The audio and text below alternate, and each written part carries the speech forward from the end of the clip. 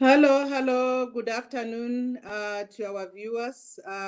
This is our April webinar, which we always have at the beginning of every month since the COVID started. My name is Muditambi Ravele. I'm the founder and chairperson of Women in Sport South Africa, South African Women in Sport Foundation.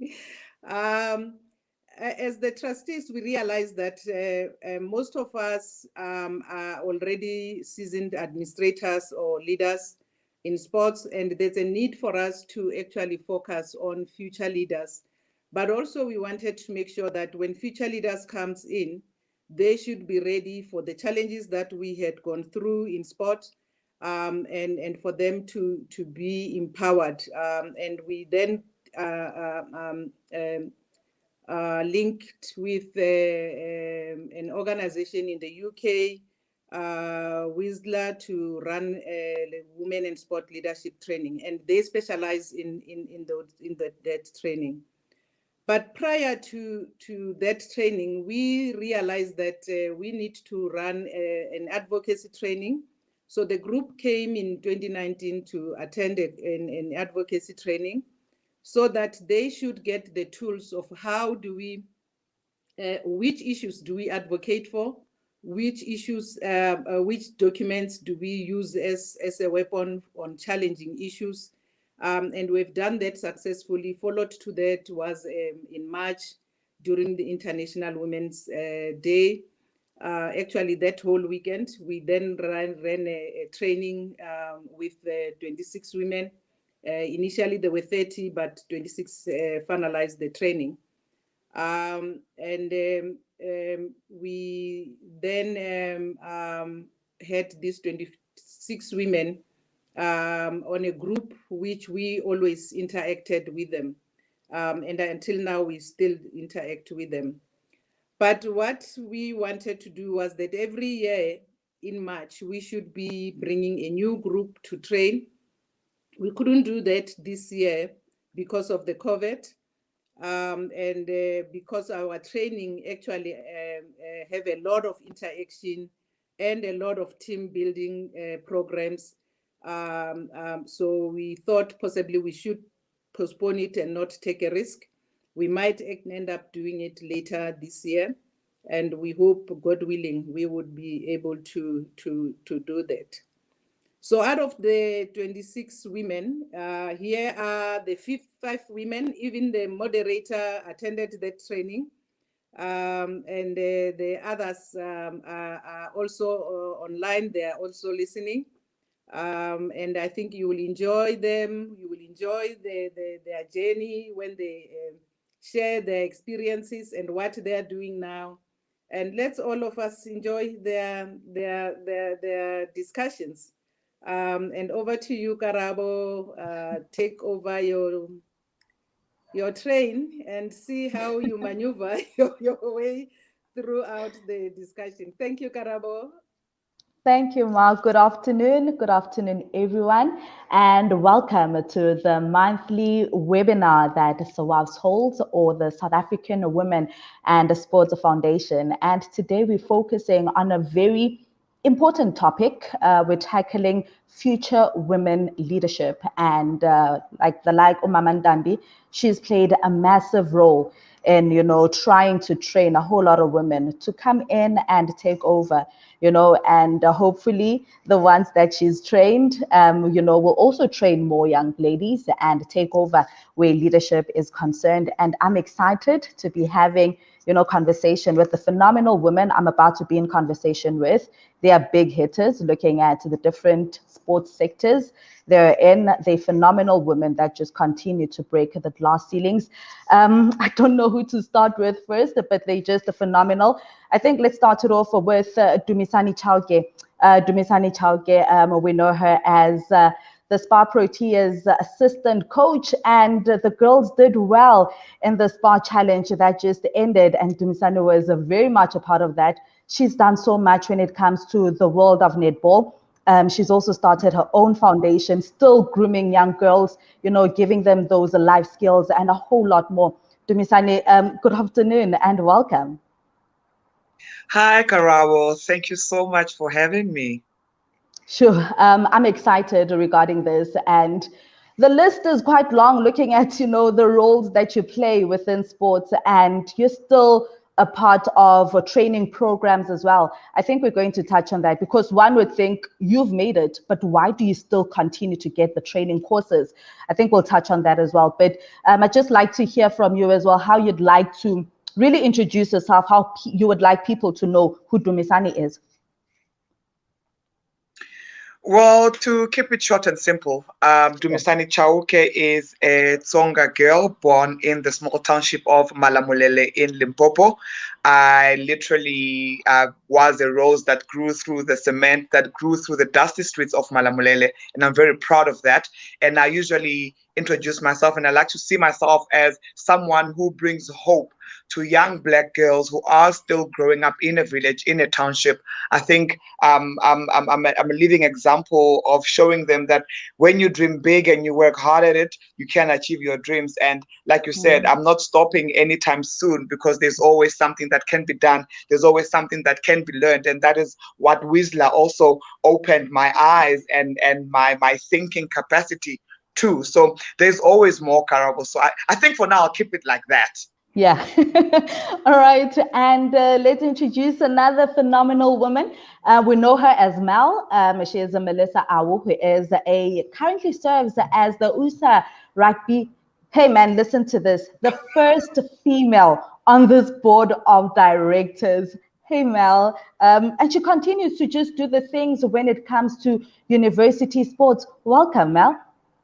Good afternoon, Karabo, and good afternoon to all the viewers. And how would you like to introduce yourself? How would you like people to know who Mel is? Melissa Au is a servant of the game. I come from a family of athletes. My mom played netball. My dad played football. My grand ballroom dancing. So sports was always around. I grew up in a home where there was trophies all around.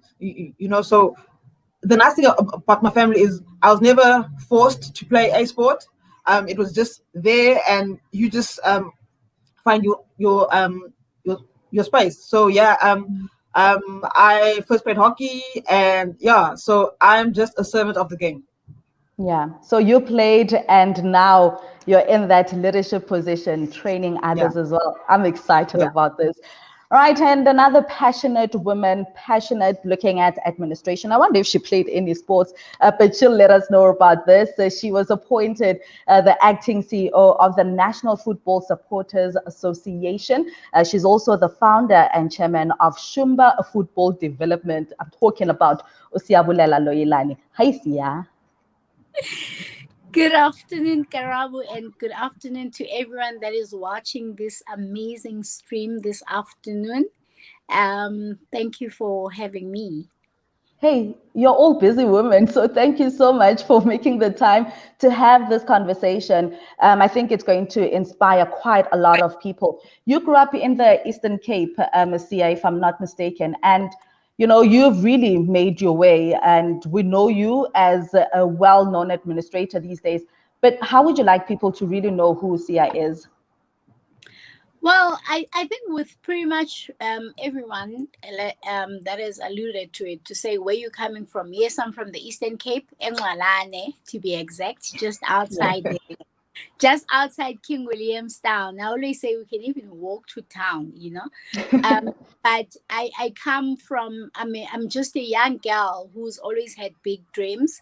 And I never thought I could work in football because I come from a cricket and rugby loving community. We never had a soccer field up until 2018. And it is amazing the leaps and bounds that one has made, and also the opportunities like the SAWAF opportunity that came for all of us. And I was very emotional last night, I think, about the webinar because I said, I'm looking at when we sat in that room in Pretoria and we were attending the SAWAF leadership program, and we were doing our cards and putting our ambitions on there and everything. And a year later, you look at that and you cannot help but be overwhelmed, because there has been this mother that has also sort of helped you to get to the next level. So Yeah. Yeah, definitely. It feels like a long time ago since, that happened, because COVID happened and has changed so much. The normality is quite different as well. But yeah, we're excited looking at the way things are right now. And introducing Munira as well. She is the founder and owner, or founder and chairperson of Footballing Girls. She is the founder of Women in Sports, the Global Women Empowerment Summit speaker, as well as moderator. She's also the second vice president of Gauteng Sports Confederation, tournament director of Gauteng All-Star Games. And believe it or not, she started as a soccer mom. Yes, the titles are short that I've mentioned, but she started off as a soccer mom. And look at her now. Munira, good afternoon and welcome. Ooh, Munira, I think your mic is muted. Yeah, there we go. As There I we go. do, this is saying good evening to me. Hey. Yeah. Good afternoon, everybody, fellow panelists, and everybody out there who is watching. Yes, indeed, I am Munira Ramatola, and yeah, I started out as a soccer mom. I just wanted to be a supportive mother to my little boy, but I think across everything else, I kind of found my purpose and my passion. But more than anything else, starting out with Footballing Girls was all about getting girls to play football. But it's grown so much because it besides getting girls to play football, it moved on to looking at what is it that hinders women in sport, and how can I play my little role with all of that? And hence the Women in Sports Awards were born. But it was also born based on the fact that I had won an community. But I think more than anything, as Munira, recently I got involved in rugby as well. We've just opened the first, it's up and running, moving along, the very first high performance rugby program for women in Africa, which is huge for us because it's unfair and it's wrong that we only have one professional female rugby player in South Africa. And I want to change that. I want to make sure that we have more women rugby players going out there and achieving great things and picking rugby as a career and trying to make a living out of it. So I think, in all, for me, I would say as Munira, all I want is that I want every little girl to believe that it's possible and it can be done and you can achieve anything that you want to. And trust me when I say that, I get involved in so many different things I never thought I would do, but it's possible. You can achieve anything you want to. As a soccer mom to where I am today in sport and sport administration, it's possible. Yeah, most definitely. All right, and maybe I should also introduce myself. Well, Karabo Mokhalakhaidi, and I am an award-winning sports broadcaster. I do have a show on UFM. And yeah, I'm also a sports editor. And in my industry, sports editors are usually men. So it's quite interesting. This journey is quite interesting as well, looking at the fact that I now call the shots, and I had to develop a certain character in order for me to be heard, in order for my ideas to be heard, but also to understand who I am in order for my plan and vision, to the team, so that everyone can just understand what the plan is and what I would like to see in the sports, but also get to hear what other people in my team would like to achieve, for the whole station as well. And hence, I'm always grateful. Looking at, that workshop that we had in last year, March, with the SAWAFs and WISLA. And I got to interact with phenomenal women as well, quite passionate as well about sports. And you're all leaders in the different spaces that you're in. I think let's start it off with Usia. But before I start with Usia, this is not going to be a question answer session. Can it be interactive, and remember that you're watching on the internet, you can send through your questions as well, or comments. So feel free to send them through, and I will read them live to the panelists that if you do have any questions for them. So Sia, you're in a space that is still quite male dominated, and that is soccer. And you're in a space of administration, of leadership, you're developing. How's that been like for you? And we'll also bring in the workshop that took place last year. How has that helped you out? Look, administration in football, I think if you look in the past, it's always been at the back end. And for some reason or the other, players, coaches actually don't understand the role of administrators within the space, that without administrators, nothing really happens actually. And that's why people like myself have probably stepped up to say, we want to professionalize administration. We want administration to be taken seriously. And we want football administration to actually be a profession, because without it, nothing really moves. Yes, the core business in our space, which is football, it is to play. It is what's happening in the field of play. But the factors that support core business, one of the biggest of them is administration. It's been a very hard industry. As you say, football is very male dominated. It's even worse when you are doing male football, because people want to box you to say, no, you are a female, go and do women football. And I always say, why can't we do both? You know, why can't we all coexist in this space? It shouldn't be them and us, but we should all be one and coexist. But through the journey in the last year, I've taken up leadership programs. I've recently gone through the Betway Leadership Program that was actually organized by Munira in the room, because she's been doing her part in actually ensuring that we are equipping the next generation of women that are coming up in the system, because also it's the excuse that has always been there. And I remember when I attended the SAWAF program last year, the excuse that always came up from men and our counterparts was that, no, but there are not enough women who are capable, or there are not enough women who are qualified to be in these certain roles and everything. And I think the whole idea of having these leadership programs was to actually now say, as women, we are equipping ourselves. So give us another excuse why we shouldn't be in the room. You know, we've equipped ourselves with, for instance, for me, I've equipped myself with the Betway Leadership Women Program.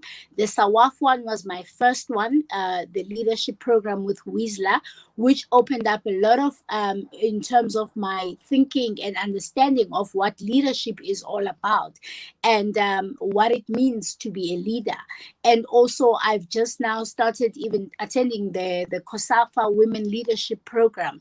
So I'm equipping myself so that people don't say, but you're not qualified, so we can't put you here. And I think most of the women in the panel, my fellow colleagues and friends and sisters, will actually attest to the saying that people always say, women, they don't have the expertise. And it is ideal that we continue to have such programs, so that then there is no excuse to say women are not qualified or women don't have the expertise to actually take up certain positions, or to actually take up certain decisions, or to be part of a certain process. And then Mel, looking at the space of university sports, where are we in that space where we're seeing women taking up those leadership positions? Are there opportunities there? Where are we? Thank you very much for that question, Karabo. There is a slight increase in female sports managers.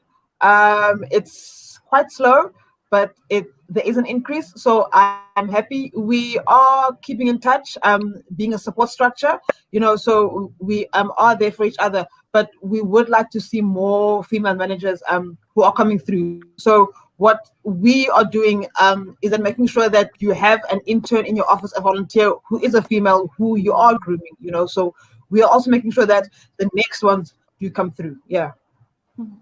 And then, Dumi, you're in a women sporting code, and one would say maybe she doesn't face those challenges, but we also know, the vibe between women and women. There's usually that as well. What is the space like within a netball in terms of women leadership?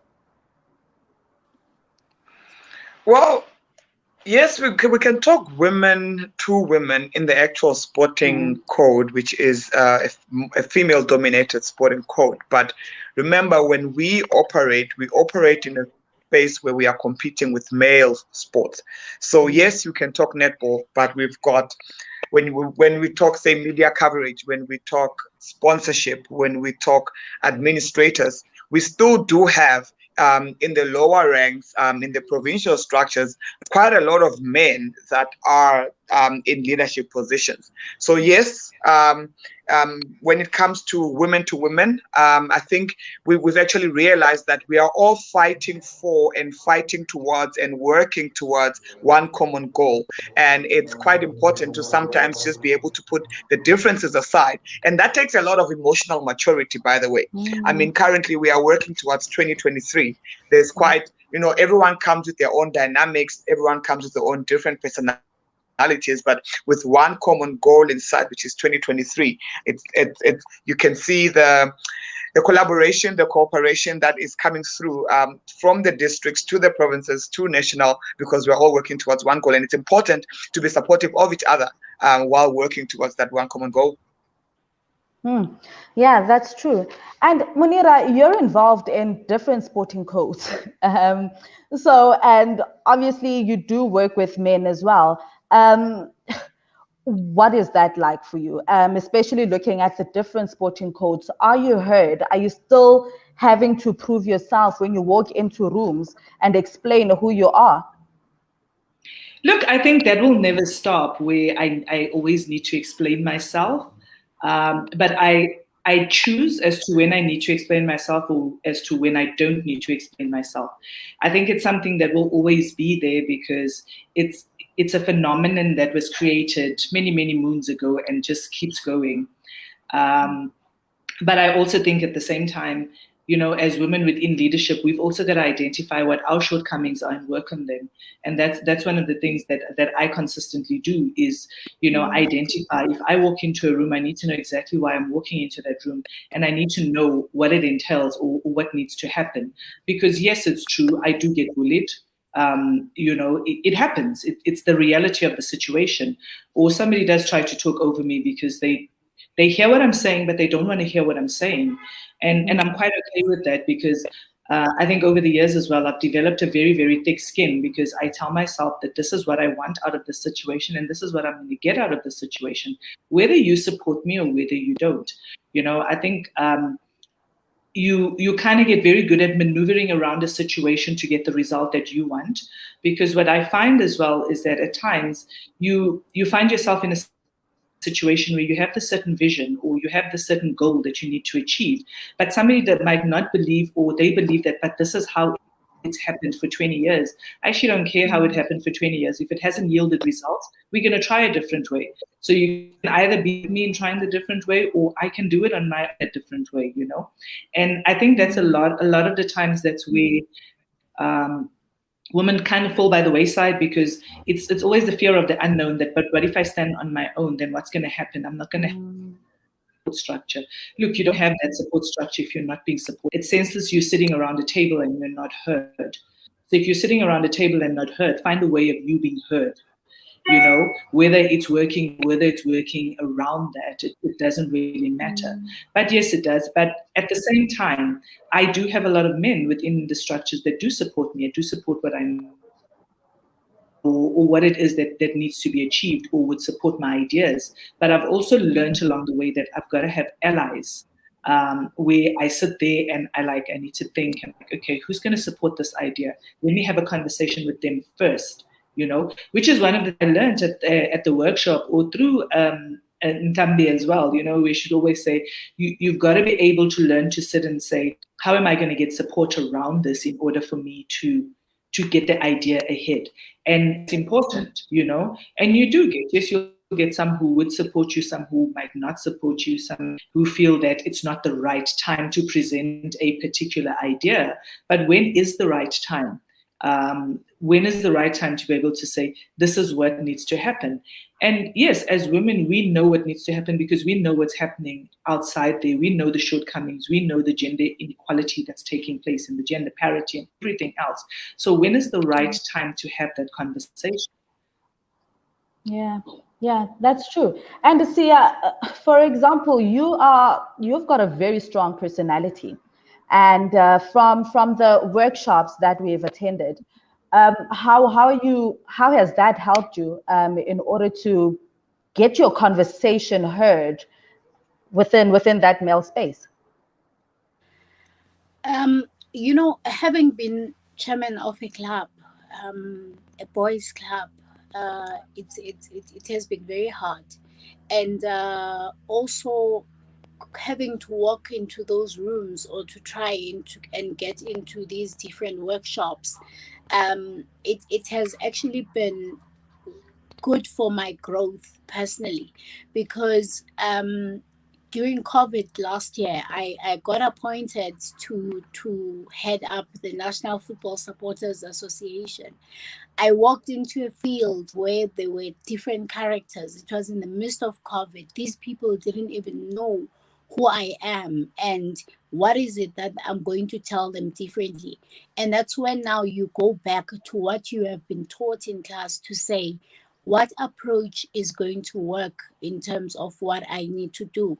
And I think when I look again, Karabo, and I'm looking at the panel, and also even with Umam Dambi behind the scenes, one of the things that has kept me in, I think, for the longest of time, it's actually the passion and the love that I have for the game.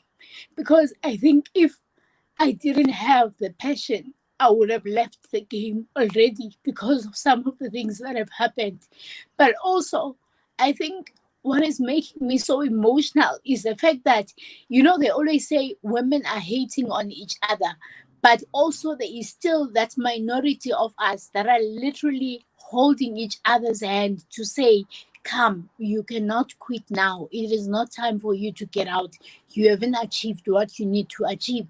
And I always say to people, like for instance, with Munira, we didn't always get along, but we found each other. And I love her for that, because we found each other along the process and we had an understanding, and I'm learning so much from her. And maybe she's learning some things from me as well. But for me personally, I'm learning so much from her. I look at Dumisani. I can break them literally one by one. Mel will meet sometimes at Toastmasters, and even with Mel, people don't know the other side of Mel, but Mel has held my hand through the most difficult times in football, especially being a chairman of a club. When I wanted to leave the space, Mamdambi has said, it is not time for you to get out. And it has given me so much confidence. Plus now, the learnings that we are getting from these workshops and the empowerment that we are getting. Because yes, your strong character can keep you there, but you get moments where you will break. And in those moments, it matters who you have around you, because who you have around you and what you have been taught is what is going to get you out and make sure that you are able to get to the next level. And also you are able to be an inspiration to other young people. I always say I haven't achieved anything, but I want to make sure that the next generation, people don't just do sports management because it's an easy subject to do or there was nothing else to do in varsity. They must do sports management because they have got passion for the game, irrespective of what sporting code that they might want to specialize into. And it is important that the next generation, not just women only, men and women, any sports management student or anyone who gets into sports management and wants to be an administrator doesn't go through the challenges that we have gone through. And we need to make sure that we are the generation that changes the status quo, so that these kids don't leave the system, because they might not have the kind of hearts that we have and the resilience that we have to stay, and they will be lost in the system because of challenges. Dumisani, you've been, in leadership positions for the longest time. I think 2012, you were chairperson on the Nelson Mandela Bay Basketball Association. And at the time, you were the youngest. You were also the only female in the country. And years later, it's 2021, you still find yourself in that leadership position. Attending such workshops as well, how does that, keep you grounded? And how does it also keep you focused in the vision that you have?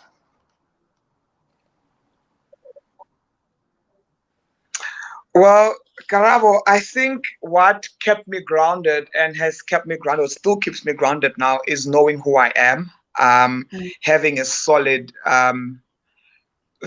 having solid values and principles that I operate from. I mean, as women, not necessarily just women in sport or women leaders, as women, first and foremost, we need to have values that we operate from.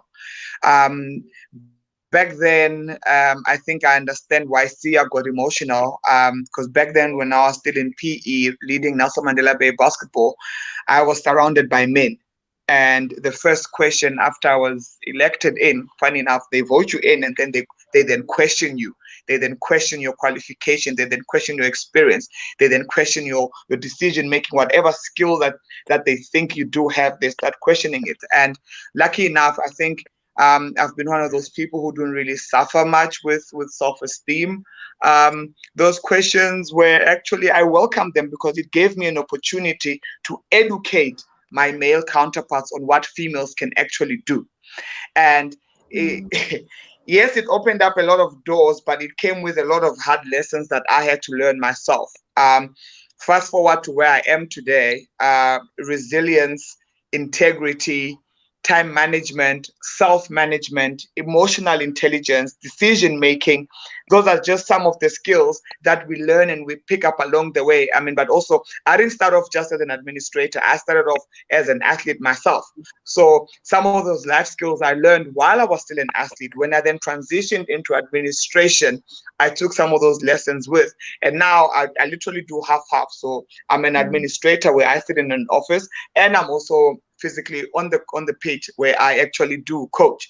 So having a strong value system, principles, guidelines that you live by yourself, that you are able to also translate and teach those that are around you, will go a long way in keeping you grounded and keeping you focused, and also knowing why are you in sport. So it was very important. I actually enjoyed what Sia was saying, that we need to change this thing of people doing sport management because it was the only course that was available, or the only course that had a low APS that someone could qualify for. If you're doing that because you want the paycheck, you are coming into the wrong industry. The pay is the paid athletes, because where I'm at right now at TUT, I'm a netball organizer and I'm a basketball organizer and coordinator. So I deal with two codes. The satisfaction that we get when a student comes in here as a first year, we assist them with the sporting bursary. 3-4 years later, they graduate, piece of paper with their name and their ID number on it. You've empowered someone for life. So I think with all 5 of us here, we understand the power of sport. We understand the power and the purpose of what we are doing, because we are using sport as a tool to transform lives. We are using sport as a tool to empower the people that are around us, or the people that come into our spaces. And it's a huge responsibility that we of all, some on a voluntary basis, but we've all taken on the accountability that comes with that, because we know why we are in sport. It's ultimately about the athletes. It's about leaving the sport better than we found it. All right. I think we got a cut off there, but we're back. And then Mal, just coming to you, I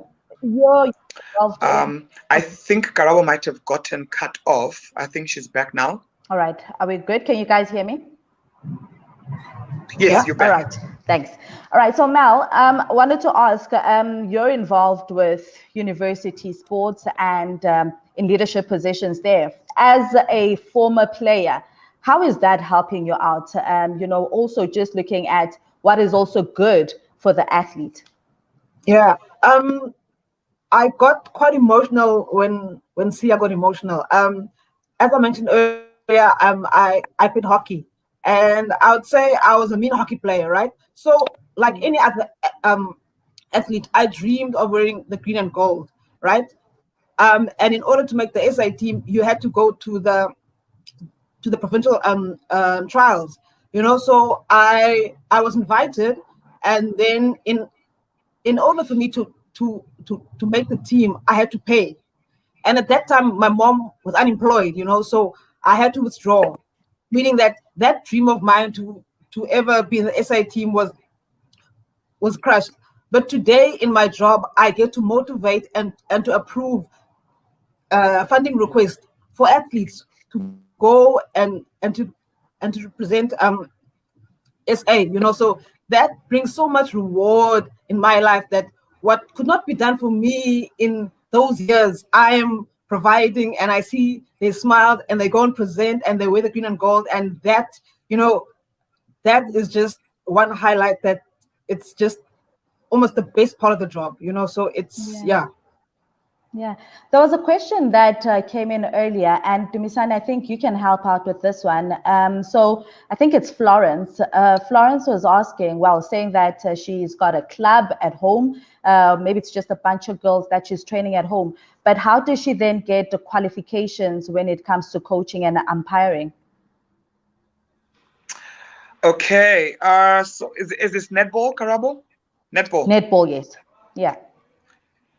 Okay, so first and foremost, the club needs to be registered with the district that they are staying at. That's number one. The district will then affiliate to the province. Province affiliates to the Netball South Africa. So when there are any coaching or umpiring courses, yes.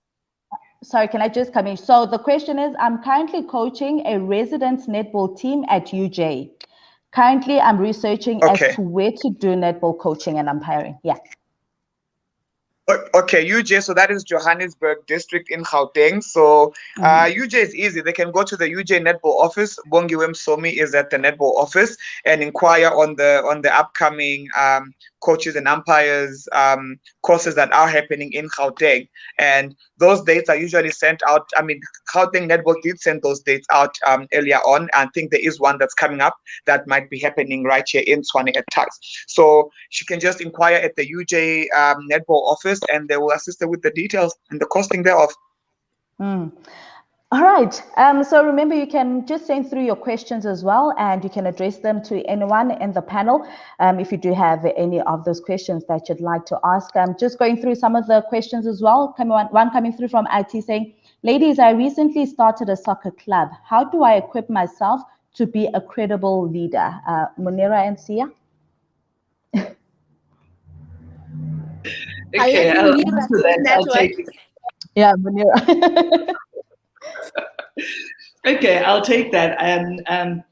She says, I recently started a soccer club. How do I equip myself to be a credible leader? I would think first and foremost, study your constitution and know what it stands for. Okay, in football, it's statutes. Sorry, I'm involved in different sporting codes, so they call it differently. So your statutes, and understand your statutes within your area. Firstly, is your club then affiliated to an LFA within the region, within your region? Are they playing within that? Learn that, understand it, know it, understand your competition rules, whether it's at your local level, whether it's at your regional level, know what goes, what does not go, how do you register a player, what is the restrictions around player registrations. Understand all of that. Knowledge.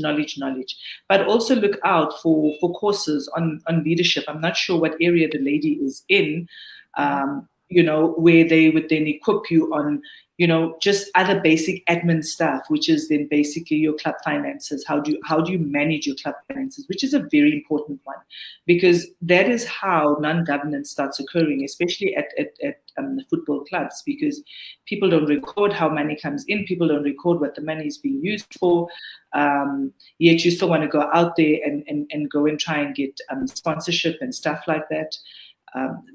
Try and make sure that you understand that, try and put processes in place. And sometimes it's not expensive processes, it's simple processes of, you know, if you need to use your membership monies to go and buy kit, you know, don't be the only person that's responsible for doing that. Have somebody else around you who's also then able to say, okay, let's put a requisition, whether you draw it up, whether you do a quick Word document to say requisition kit, so-and-so requested it and so-and-so signed it, but have records of such things. It's the littlest of things that make you that credible leader, ensuring that, you know, you do things accordingly, you know, and you make sure that good governance is taking place. And just equip yourself, attend workshops and seminars on leadership. And sometimes it's not necessarily workshops and seminars for sports people, whether it's corporate workshops and stuff. I mean, I've learned so much just from corporate leadership programs, and you take that and you put that into sport and you make that work. So there's just so many different things. Look, at the moment, I don't think regions actually run leadership courses for women. I haven't heard of any. I haven't seen any when it comes to football. I've seen in other sporting codes. But again, I mean, if you're next to an athletics club, for instance, I see the lady says she's in Alberton. CGA, if you're next to an athletics club, speak to CGA Athletics and say, you know what, I'd like to see you run workshops, because I know they run leadership workshops for the women that are involved. Can I attend as an observer or whatever? You also get to learn what's happening in other sporting codes, and it might be similar problems to what's happening in your club, but you find solutions there as well. So it's strictly just ensuring that you continuously empower yourself. Don't run behind big courses because they have big names behind them, because sometimes you go behind big courses and you learn nothing out of them. Go behind something, look at yourself and say, okay, I've started this club. What is it that I need to learn about running this club? Do I need to learn the administration?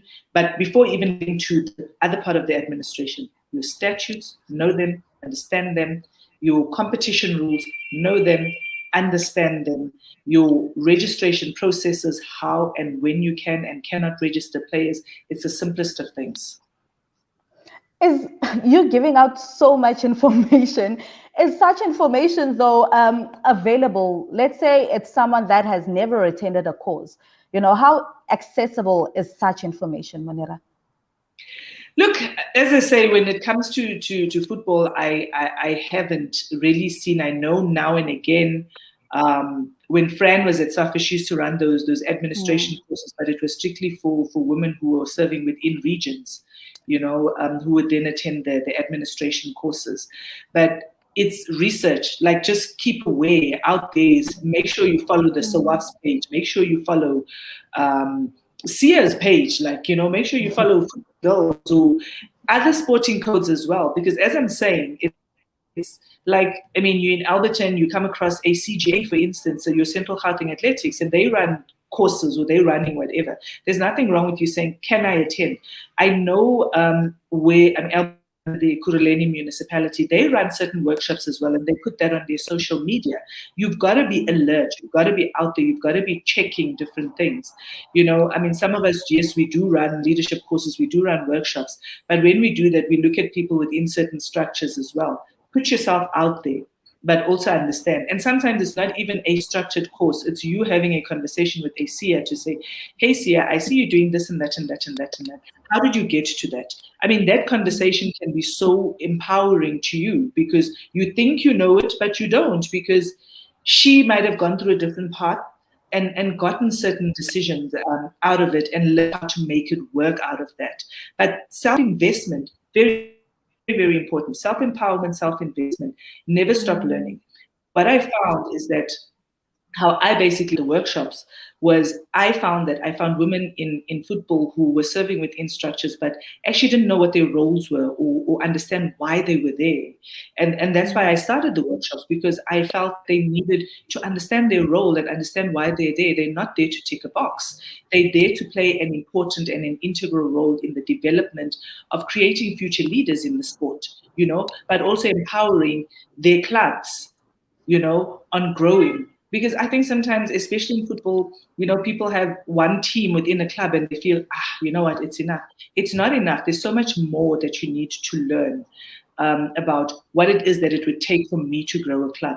Understanding my environment, in that I could be in an area where I'm dealing with kids who come from a non-income household, but they still want to play football. So how do I make that work for them? How do I also at the same time teach them that, you know what, yes, I come from a home where my parents don't earn an income and we're really battling to make ends meet, but I shouldn't be a handout kid.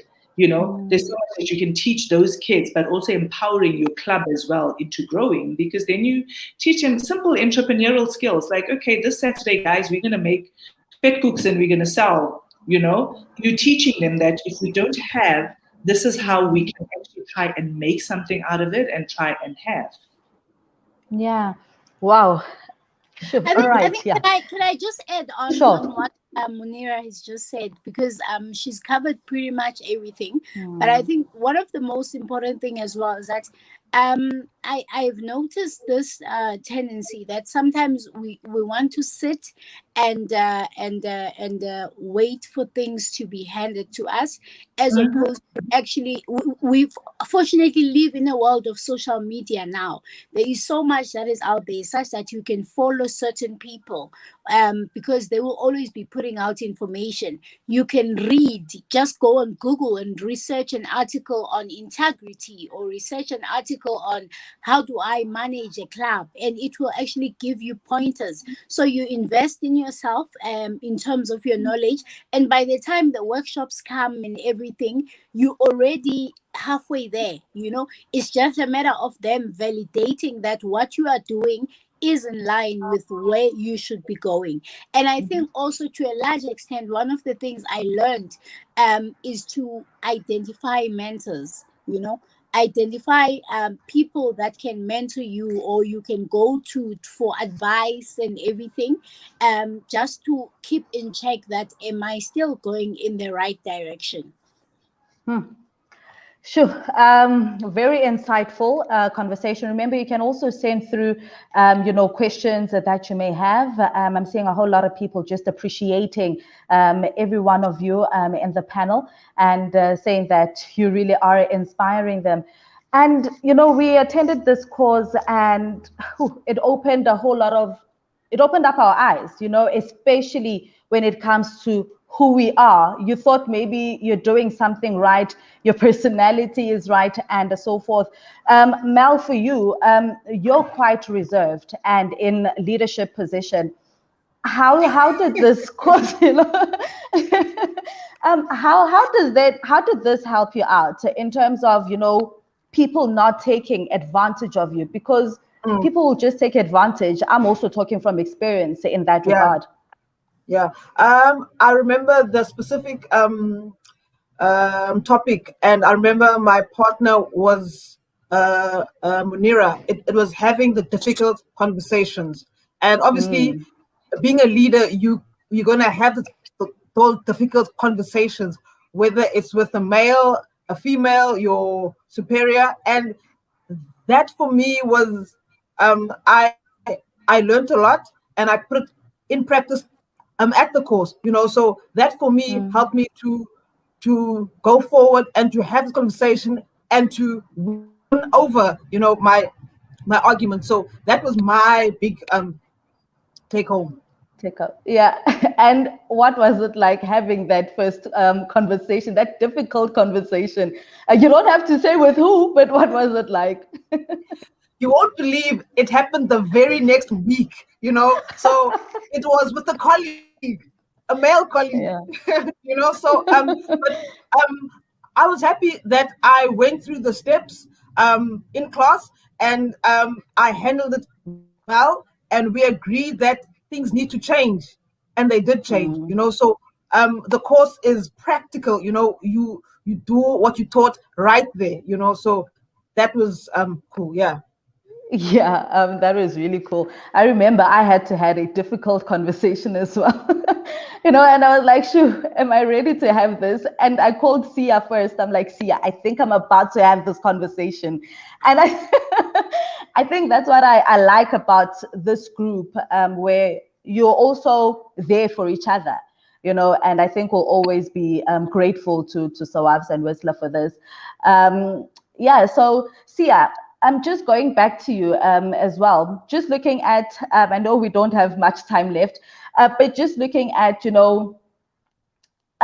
what are you using now? Looking at the tools that you're using and tools that you've learned in order to move forward and achieve more that you still want to achieve. Whew. Yeah, I think in terms of what we learned, one, we had to set goals. And also in terms of those goals, how are you going to achieve them? Which means there needs to be a planning process in terms of how those goals are going to be achieved. And it doesn't necessarily mean the process will always be foolproof and it will always work. And also who you need to speak to, who can be, I don't want to say influential, but who can be your go-to person in terms of making this happen. So when we attended the program, it was 3 days, but it wasn't just listening, it was practical. We're doing things, we're carrying stars. I still have some of the stars in my diary, from the program. And we set our own personal goals in terms of what we needed to do. And sometimes people think it's about being in the program, but the work really starts when you leave the program. And we need a lot of programs like the SAWAF and WISLA. It should be adopted. It should be part of any football. Well, I'm gonna say football because I'm a football person, and in football, as Munira said, we don't have anything when it comes to administration. We have coaching courses, for coaches and stuff, but we have nothing. We have nothing that can even help prepare even our players post their playing days, where they can actually look at it and say, you know what, I'm actually a leader. I was born to be a leader, but I need to be taken through a training process to be able to unearth the leadership qualities within me. And you end up just not doing it. So we need more programs like this, and we need more young people to have an interest in attending these programs. And let's not attend them when we're in trouble. Let's attend them when we think we don't need them, because there's gonna come a time where you actually realize, geez, I actually needed this and I needed to be part of this. So sometimes you do things because you think you're ticking the boxes, but they become so it's such a big integral part of what you do months later, and also how people view you and how you present yourself. And it keeps you in check as well in terms of what you are doing, that am I doing the right things? Because the most important thing in sport is integrity, and integrity is lost in sport, and we need to bring back that. And how we bring back some of those things is through having leaders that actually have been equipped with the right skills to be able to take our sporting codes to the next level. Thank you. Dumi, you can go ahead.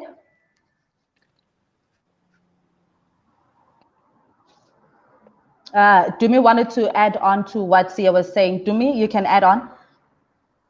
Yeah, I think a thought was triggered by what Sia was saying when she was talking about attending this training and always finding something to capacitate yourself, empower yourself, educate yourself. I think also that is driven by when you as a person, you have a vision, you have a picture, you know where you are going. And you can only do that, you can only have something like that when you sit down with yourself or your mentor or people that are helping you, and you map out what it is that you want to do, what it is that you want to achieve in this sport. I always say to people, whatever you are doing today, you are not doing it for now. If you are educating yourself today, you are not educating yourself for now. You are doing it for your future self. So the training that we all went through in 2020, it was preparing us for where we want to go, where we want to be in the future someday, because we are trying to stay ready for when that opportunity comes. Because you cannot want to get ready when the opportunity is already here. If you are not ready when the opportunity comes, it will be gone. It will go to someone else who was ready, someone else who has been getting ready for it. So nice ones here. I just wanted to add that people need to understand that when you educate yourself and you attend these courses, it's not for now. It's for what you're preparing yourself for in your future or going forward, or what you would like to achieve. And also having an open mind and an attitude of being open to learning everywhere you go is also going to go a long way in helping you achieve that. Thanks, Karabo. Thank you. And Dumi, while you're still here, just looking at, we're seeing a lot of people starting foundations, sports foundations, because they want to help the community out. They want to help up and coming leaders up. What are the realities of it? Because we tend to see most of foundations fail as well. So the harsh reality that most people don't understand is that the work goes on or happens years before you even see the successes out in the media. Okay, I think if I can use myself as a reference, I mean, not necessarily in the first year, but years before, actually 2017, when the foundation was officially launched, we had been doing the work in the background, just that it was not formalized. And the moment it became formal, it became more difficult, because now with me, it's got my name attached to it, which means it's my responsibility and accountability, and it cannot fail. Yes, I have a board of directors. Yes, I have a board of trustees, but I am the face. But the work happens at night when people are sleeping. You are running around, calling around, looking for bags, looking for sanitary towels, looking for shoes. And most of the time, Karabo, it costs you from your own pockets. Yeah. But you don't mind, because you've got this vision. You know that these girls, they are sitting in the village somewhere. They want to play this thing called netball, but they don't have techies. They don't have, during that time of the month, these girls don't go to school. You are in a position where you can get some of your friends to donate stuff. You can take some money out of your pocket. You can buy sanitary towels. You make sure that this girl, for the next 6 months, she does not have to miss school. She doesn't have to miss tests, exams, doesn't have to miss netball training, because it's that time of the month. It's not as glamorous as it looks. Yes. Yes. And I think the reason most fail, because people get in there and they think, ooh, I'm gonna go in there, it's gonna be a big bang, it's gonna be a good show, everything is gonna flow, I'm gonna get funding, I'm gonna get this, and then reality hits and they're like, whoa, hold up, this is not what I signed up for. But for those that do create foundations, launch foundations, and they have a solid mission and a solid plan, it actually does work out, because then your plan or your vision is sustainable, and you're able to keep going, and you can't be just a one-timer or flash in the pan or one show and then next thing you've disappeared, because now you've hit a wall and you can't get through, and you're worried and you're thinking, okay, how else do we do this thing? So foundations are hard to run, ask me. Yeah. Yep. Munira, you wanted to add on? Yeah, sorry, continue to me. Yeah. Yes, so like even now, I mean, sometimes it over and above the work I do at TUT, right, which is netball and basketball. Then there's Netball South Africa, right? Then there's my schoolwork. Then I need to travel. And now I put myself out there and I said, okay, we are doing a back to school backpack campaign. Okay, I've got the backpacks. Okay, now we need to fill the backpacks. Where is this stuff going to come from? So now I must hustle. Munira is laughing because she knows.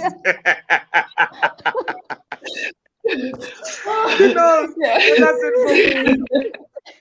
Look, most definitely, you know, I think a lot of people do. I look at especially a lot of ex-professional athletes, you know, they see your Twitter, they see your Instagram, they see all these things that are happening, and they're like, she's making a lot of money out of this, and I'm going to start a foundation and stuff. Yeah, Dumisani is right. It's hard work. The work starts way before, and it's really, really hard work. And it's true. I mean, you know, when you have a project that's running or a program that's running, you're sleeping at like 3 a.m. I mean, the other day, one of the guys who had partnered with us was like, "So I'm not going to receive emails from you at 3 a.m. anymore." And I just I said, "No, not just for a while. We'll be back with that." But it is that this is what happens, you know. It's a lot of hard work. It's not the glamour that you see. It's not the TV interviews that you see or the TV coverage that you see. It's really, really hard work behind the scenes. But what I could also suggest for people with foundations is that I think sometimes, you know, they look at people with foundations or nonprofit organizations and they see this lineup of all these different programs and it looks so successful. It looks successful, but trust me, when we are done there, all we want is we wish we could sleep for a whole week after that. Like literally a whole week. But what I want to say is that, you know, start with something that you have control over. And yes, it costs a lot from you, from your family, from your friends around you, and from people who start believing in you from the beginning, you know, where they're able to take out of their pockets and say, yes, we want to do this and this is how it's going to work. You know, but start with something small. Whether you run 2 programs a year, you know, it's okay as long as you keep the foundation going, you know, where, okay, I'm going to run this now, say in January, and I'll run something in December. It's fine. You don't have to run programs every month like a Dumisani runs or run programs every month like a Munira runs. It took years for Munira to get to where she is. It took years for Dumisani to get to where she is with her foundation and to try and get all of that done and to try and push all of that. Don't put yourself under so much pressure, you know, just try a little bit at a time. Like, okay, this is what I have control over. And I promise you, sometimes it's not even much. It's you just gathering you saying, I want to host a coaching clinic here, whatever sport it is, or I want to go and speak to kids. I want to go and inspire women or men or whatever it is that your foundation concentrates on. And it's not about the glitz and the glam and all these huge projects and stuff. Yes, that does come and it comes with time, but it also comes with a lot of hard work, a lot of sleepless nights, and a lot of thick skin. A lot of thick skin. But it's because you have that vision, you know, and somewhere along the way as well, the vision kind of changes because you get into the space. And when you're within the space, you start figuring it out because you think you have it all figured out, right? Dumisani started Netball Foundation because she was like, I'm going to do netball. I've got this figured out. And then she gets, and the girls need sanitary towels. The girls don't have tackies. They don't have a field to play on. They only have one ball. And when that ball is gone, they don't have another ball to practice. They don't have bibs. They don't have this.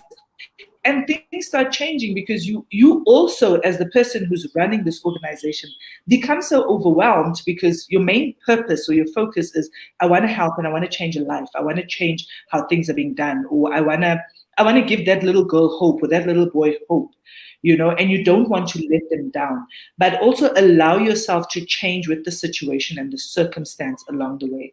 It's not running away from your core vision. Your core vision is always being that I want to change the way things are. I want to change someone's life. That's why you start foundations and nonprofit organizations. But remember, it's not a particular change. It could be a change in many different ways that you can look towards, but always try and do things where you know that you have a little bit of control over the situation and you are able then to try and master that and then move forward from there. Sia, you're also involved in the development side of soccer. We've heard from the foundation side of things that, hey, it's not as pretty as it looks behind the scenes. From a soccer point of view, what's it like in that space? It's worse. It's worse. And I think in our case, when I started Shumba, it was again, it was a hobby. I wanted to bring about change. I wanted to. Initially, it started with about, and I was saying, you know what, we doing everything. We pushing the girls' mission and everything, but my worry is that in the process of uplifting our girl child, we are leaving the boy child behind. So let me do this. Let me put boys into organized football and everything. Then problems start. Your affiliation fees, your transport, your what. And by the end of the year, when I sit with the auditors and they look at, we do the audited financials, because now over the years we've grown to even do audited financials. And they say, in essence, you guys ran at a loss, so this is how much that came from your pocket. You even end up now spending money for your kids, money for your family, and sacrificing because of this vision and this dream that you had and everything. And it's just one of those that once you are in, and once you have attached your name to it, exactly what Dumisani has said, you attach your name, you attach your face, you establish a brand, you won't sleep, because it can't fail. Otherwise, everyone is going to be looking at you, and no one will even think about the challenges that you have had to go through. And you need to also be compliant, make sure your paperwork is in order. And that's what in football is killing a lot of teams, compliance, because a lot of them are not registered. They don't even have the necessary statutory, the bare minimum documents to walk into an organization and say, can you buy us a kit? And then they're going to say, we are not being supported. So also when we are starting out these teams and foundations and everything, it's important, again, that topic about research, to say, what is the bare minimum in terms of registration do I need to have? Because also people, companies, the country goes through a recession, and the first thing companies do is to cut out on sponsorship. So if they cut out on sponsorship, they won't be very nice to want to give out. And also, when you are starting out a foundation, relationship building is very key. Relationship building and being able to build trust, because people need to trust you, because they are taking out their money, they are taking out their resources, and they need to trust you that whatever I'm giving you, it's actually going to the intended recipients or where it's supposed to be going. Otherwise, if you lose that trust, and yes, you go through challenges, go through a lot of challenges, and sometimes you might not get the funding you applied for, and you do a lot of paperwork. You apply for funding, you go and meet people, but like I say, relationship building as well becomes key, because now even when you don't have the resources, if those relationships are strong, it's easy to go to people and say, hey, I am having this challenge. Like with me, with my team, I would go to the association and say, I know we owe you guys affiliation fees, but can you give us this grace period? Because we're not saying we are special, but we have built a relationship of trust over the years, and they understand that our word means something. And that's another. Your word needs to mean something, because if people cannot go on your word, and if you break it once, people will not be able to trust you or even want to believe anything that you have to say. But if someone says, Dumisani wants to do something, everyone will want to jump on it, because Dumisani has established the relations. Her word means something, and she has stayed true.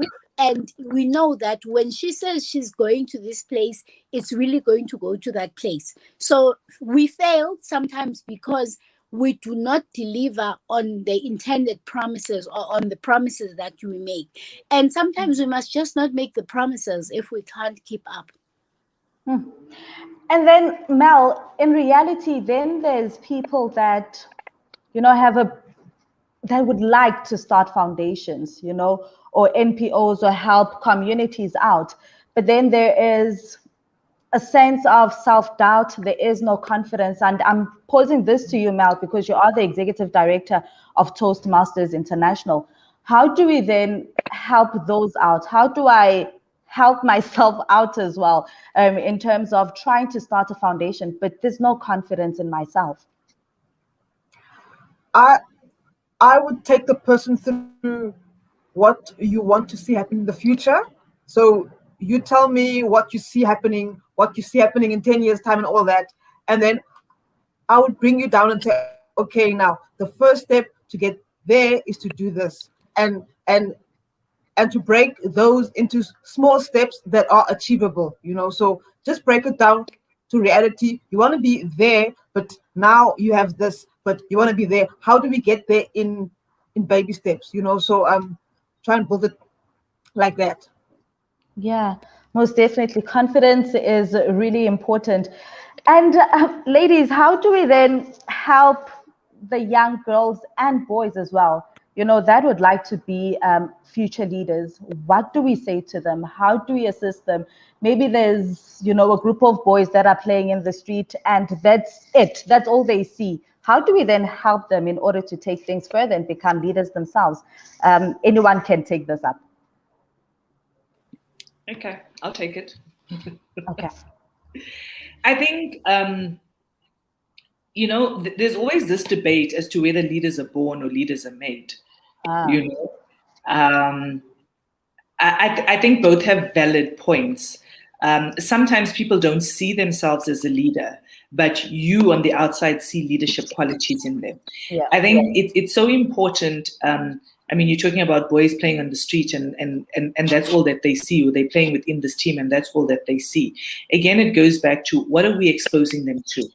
Because as much as, yes, he's playing on the street or he's playing for a club or he's playing football, there's life after football. And what are we exposing him to? What are his other interests? Like, would he want to go into officiating after that? Would he want to go into leadership or administration after that? And what kind of platforms are we then offering at that level? It literally could be, you could take your under 11 boys and start teaching them about leadership, start teaching them about responsibility, start teaching them about, how is it? Yes, team, within teams, you learn that in teamwork, but how do you take it further from there? Where you run workshops with them about it, you run workshops with them on integrity, you run workshops with them on so many other different aspects. And sometimes it just clicks. I love the fact that I had the other day, I picked up where these kids, you expose them to different environments, where we took a crew out, like a camera crew out to these kids. And some of them have never seen that, but that's a possible career path. And yes, she's playing football, but she could want to go into production. She could want to go into TV. She could want to go into all these different things. It all comes with creating that awareness around whatever it is, and also the exposure around it. If I'm not exposed to something, I'm not aware of it, I don't even think that I could possibly go into it. But if I'm exposed to it and create opportunities around that, then yes, the young boys and girls can go into all those different fields and all those different elements, because they're being exposed to it. They've been given that platform. They've been put in front of certain things that they never thought existed, or they only saw certain people do. Only a certain person that was exposed. There's only a certain person that can actually do this. So more than anything, exposure, exposing them to different things. Bring people out to come and talk about sports science, and it really doesn't matter. I look at, Brian Habana was 12 years old when he started playing rugby. And he said he started playing rugby after the World Cup, when South Africa won the World Cup at, was it Loftus? Yeah, when South Africa won the World Cup, But something triggered something in him to say, I want to play rugby. And he went on to be one of the best rugby players in the world. So how do you know that that little midfielder or that little shooter doesn't have other ambitions or dreams? If she's not exposed to it, or if he's not to it, he doesn't know it exists, and she doesn't know that I could go into it and could make a success out of it as well. Mel, you wanted to add on to that? Yeah, man. I want to add to that. I totally agree with Monira. There's so much power in storytelling, sharing your journey and sharing your story, so that that child on the street can know that you were once there. You were once playing in the streets with no shoes, So get them to understand and to be able to dream that they can achieve what you've achieved and even more, So just take the time to share your story, share your journey. Sia, you wanted to add on to that as well? I think, Karabo, based on what over and above what Munira and Mel just said, I think all of this has got to do with we I think sometimes even us, we miss it why we do sports. Now, sports in communities, one, help with a lot of things in terms of crime prevention, because when kids are occupied with sport, they don't get to associate into other activities that would be happening. Peer pressure, sport can help deal with peer pressure and everything. And somehow there's this notion that all kids who play sport must be Olympians or must be professional players and everything. And we miss the beauty and everything else that sport is bringing. Time management, discipline, being able to look after yourself, being able to work in a team, being able to listen to each other, being able to communicate. And these are the things that even parents don't understand, that this is what their kids are learning in sport. But we want to say, and I've been hit on this one a lot of times, and I'll say to people, no, don't want to come and teach girls about GBV.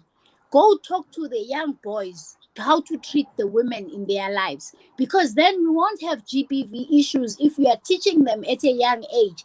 And the best way to get them is there when they're in the field of play.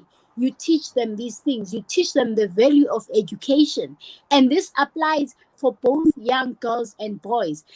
But we have this thing that girls must go to school because there's no money in football, but it's okay for male footballers not to go to school. And that mentality has to stop. The value of education needs to be the same. Whether you are male or female, we must put in and emphasize the value of education. We must emphasize the value of how we treat each other. And all these things are taught at a young age to kids when they are in sport. And through that, they get to see that, okay, fine, you know what, when this person could actually make a best accountant, they could have played, but their path is not going to be in being a professional athlete, but being part of sport can unearth other elements of that child that they didn't even know about themselves. And sport also creates self-awareness, So we need to have the understanding first of these things and why kids are doing sport. And the parents, I think they are the worst ones. I'm a parent myself. We think our kids are the best and whatever, and sometimes we just fail to understand that this kid is just doing sport to be able to learn other things about life, life skills that can equip them to be a better human being when they are older. And as for me, by the way, when I was young, I tried to play sport. I'm technically blind. It's just that I'm older now, so I wear contact lenses. But because I was wearing glasses, I was limited in what sports I could play.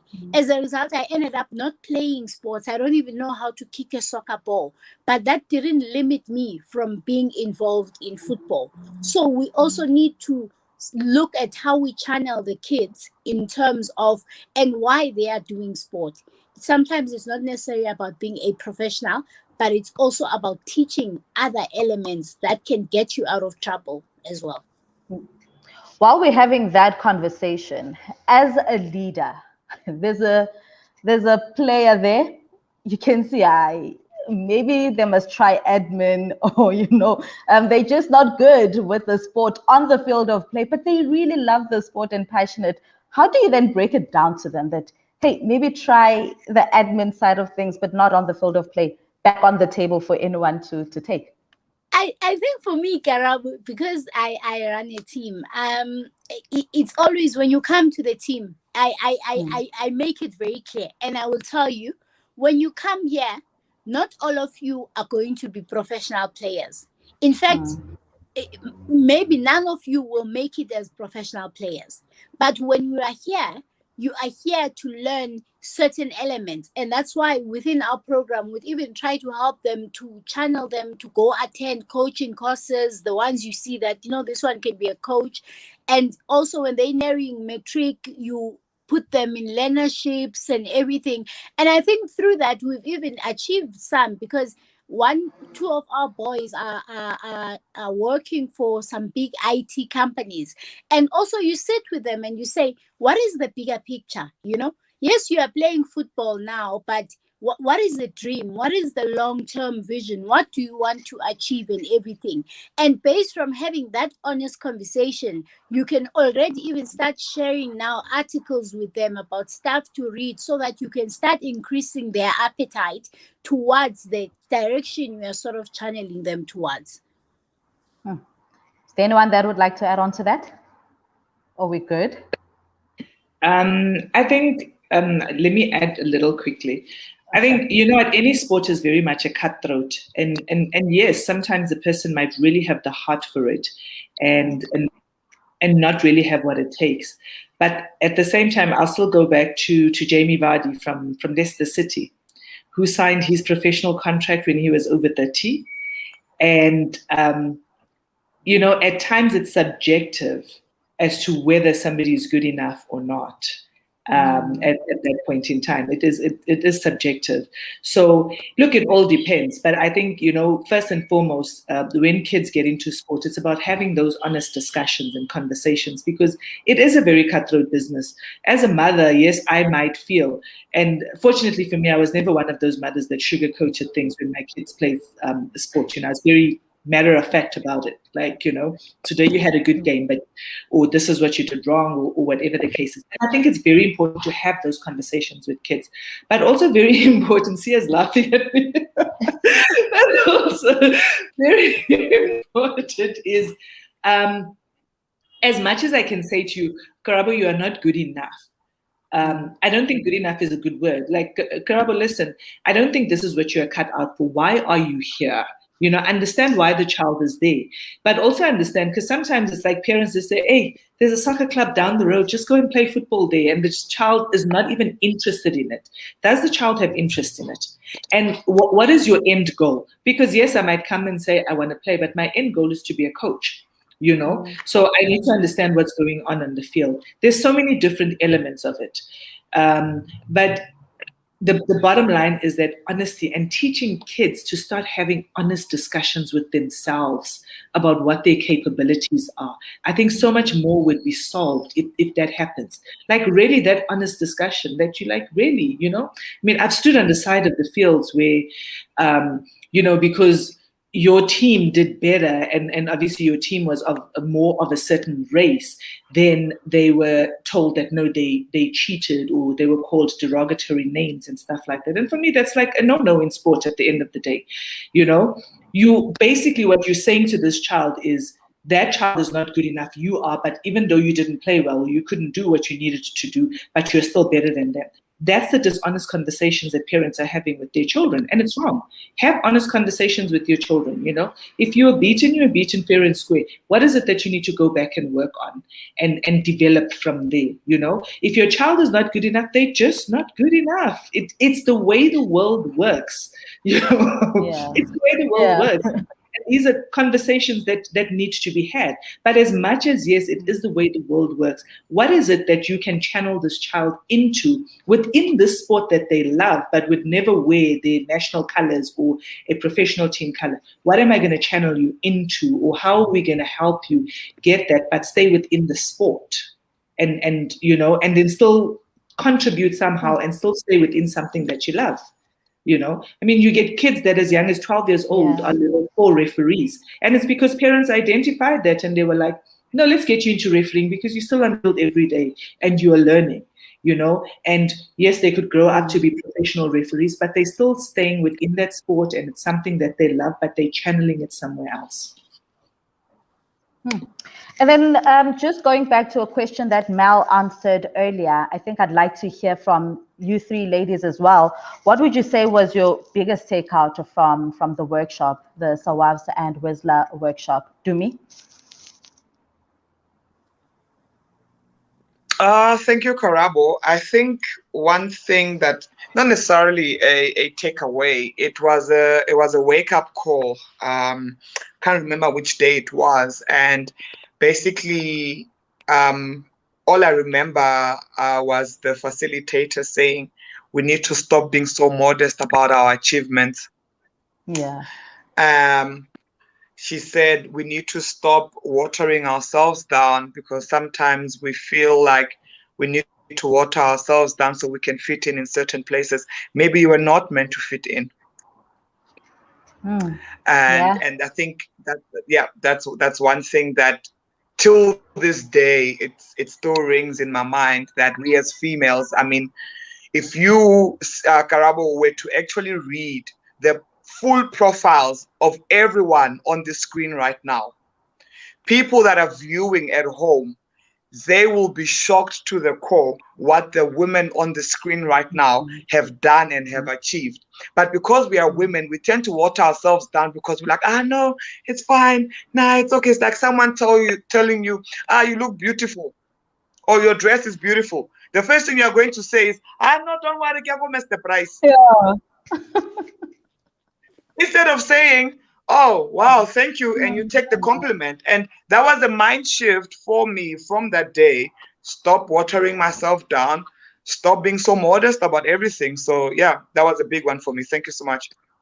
Thank you. Munira?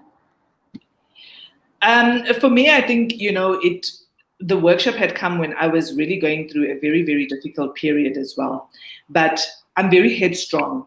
And the one thing that Dumisani said was the thing about sometimes you're not meant to fit in that box, and it's something that I firmly believe in. But sometimes you surround yourself with people who say, no, but then if you move from there, then what happens? Or you need to, whatever the case is. And I believe that. I believe that if a door is not opening, it's not meant for me, or that box, I'm not meant to fit in that box. For me, I think what my takeaway was affirmation of that as much as at times I sit here and I say, maybe I don't fit in that box, or maybe I don't belong on that table, I need to stop doubting myself on that and just do it. And just go, you know what? I'm walking away. I'm done. It's over. Let's move on. What's next? And carry on, because at the end of the day, it made me also then realize that at the end of the day, I will always be Munira, irrespective of where I am or who I am. I'm still going to have the same drive. I'm still going to have the same passion. I'm still going to have all of it. How to put a vision board together and manifesting that, I think that was a good takeaway for me. And Sia, for you? Ooh, I think they've covered all of them. But I think one, the takeaway is that SAWAF has got still a huge job ahead of them in terms of what needs to be done. But for me personally, my takeaway is it was just affirmation that I don't belong in a box. So it's okay. I'm okay. People must stop trying to box me. And it is okay to be loud, but when you are being loud, make the right noises. And also, I think the last one, which we probably all share in common, was exactly what Dumisani said, that we must stop being modest, sometimes what we have done can be a motivation to someone else, and we mustn't shy away. We must own up to everything that we have done. It is okay to own it. It is yours and no one else. If you don't own up for it, no one else is gonna give it to you. So that is a takeaway, and from that, I think the Sia I was a year ago is completely different to the Sia I am today, even in terms of emotionally maturing and decision making and all those. So yeah, I'm excited, and I can't believe an hour 30 or 28 minutes has gone by that quick. And that is how we come to the end of our webinar. It's been amazing. Thank you so much, ladies, for opening up the way that you have, for being honest. And I think that this is really needed. Such conversations are needed. Just be honest with each other. And this is how we can develop and grow as leaders, also groom future leaders. So thank you so much. I'm looking forward to more interaction, more conversations, but thank you so much as well to Mama Ntambi, as well as SAWAVS. So just a reminder as well that you can follow them on all social media platforms, and you can look out for if they do have any courses coming up. It's been amazing. It's been real. Until we do it again, have yourself a fantastic Friday and a fantastic weekend. Let's continue to groom South Africa. I'm out. Thank you for tuning in. Mwah. Bye.